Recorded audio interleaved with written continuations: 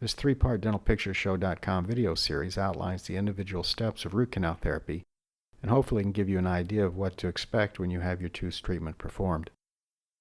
In the broadest of terms, root canal treatment can be considered to have two phases. The first addresses the task of cleansing and disinfecting the tooth's interior.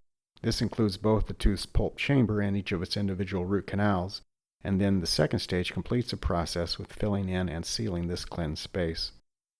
Before either step is begun, the dentist will first numb the tooth being treated along with the tissues that surround it. They'll do this with a local anesthetic, which means giving you a shot. After numbing the tooth, they'll then place a rubber dam. A rubber dam is a sheet of latex with a small hole punched near its center. The idea is that the dentist will stretch the dam over the tooth, leaving the tooth protruding through the hole.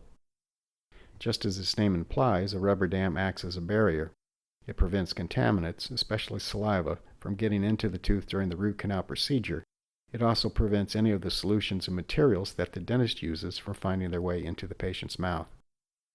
Once the rubber dam has been placed, the next step involves making the access cavity for the procedure.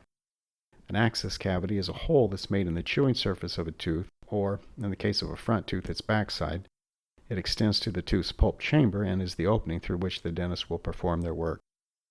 Once the dentist has created the access cavity, they'll get their first look inside the tooth. In some cases, they may find it contains at least some live pulp tissue, or it may simply be an empty, although possibly foul-smelling, hollow space. In situations where there's an active infection, the pulp chamber may be filled with pus. Once the access cavity has been made and the dentist has tended to whatever initial conditions were found, a decision must be made. Should they continue on with the next step of the patient's root canal therapy, or do conditions warrant that this is a point where the procedure should be paused? In the case where the tooth has been painful, the dentist may decide that it's best to just place medication and a temporary filling at this point, and then reschedule the patient for a later date after the tooth has had a chance to settle down.